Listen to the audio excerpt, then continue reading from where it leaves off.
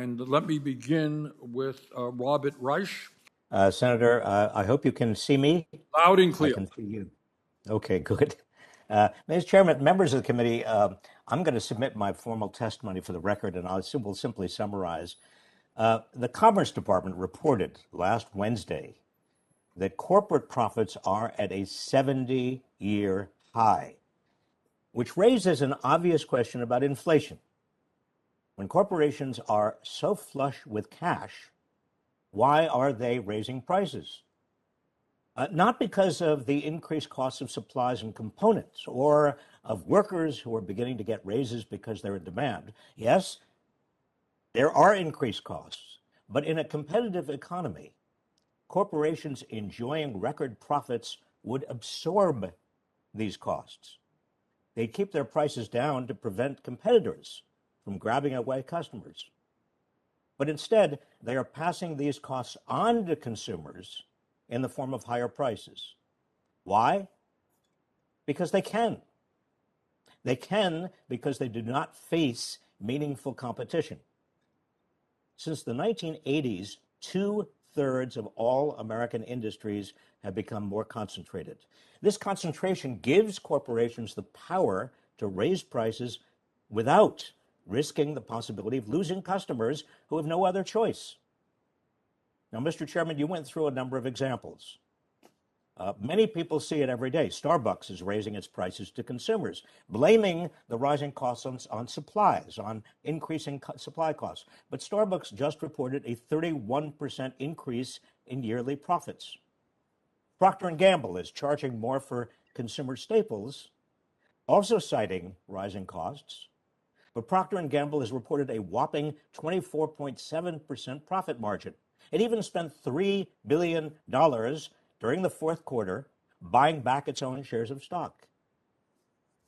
Meat prices are soaring because the four giant meat processing corporations that dominate the industry are using their market power to extract bigger and bigger profit margins for themselves. And this is according to a report from the White House National Economic Council. Although major oil companies have faced increasing costs for crude oil, they posted near record profits last year. So they are passing those costs on to consumers in the form of higher prices at the pump and for heating oil, and they're keeping record profits.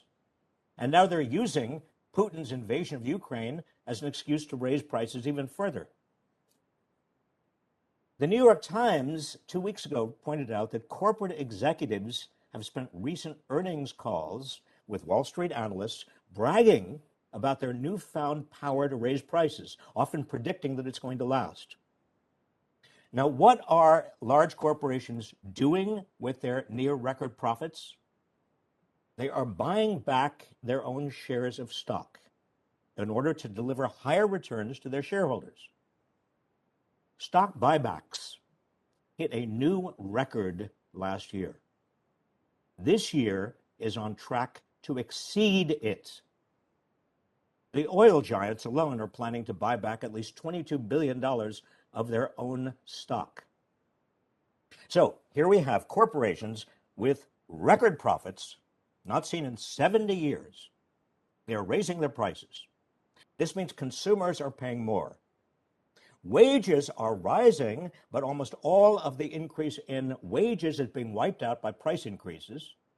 And corporations are using their profits to buy back their shares of stock. All of this, what is all of this? Connect these dots. This amounts to an upward transfer of income and wealth from consumers and workers, many of whom live from paycheck to paycheck, to shareholders, half of whom are in the richest 1% of the population, and more than 80% of whom are in the richest 10%. Now, what to do about this? The Fed is battling inflation the old-fashioned way, by raising interest rates to slow the economy. But here's the point. Higher interest rates are not going to stop corporations from using their pricing power. Higher interest rates are just going to slow the economy and potentially cause millions of lower-wage workers to lose their jobs and forfeit long overdue real wage increases.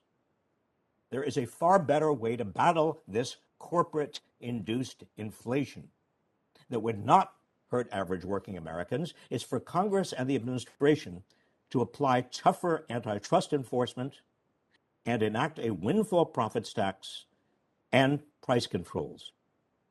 Inflation is intimately connected to record corporate profits and widening inequality. Average working people in America are being shafted. They need and deserve action.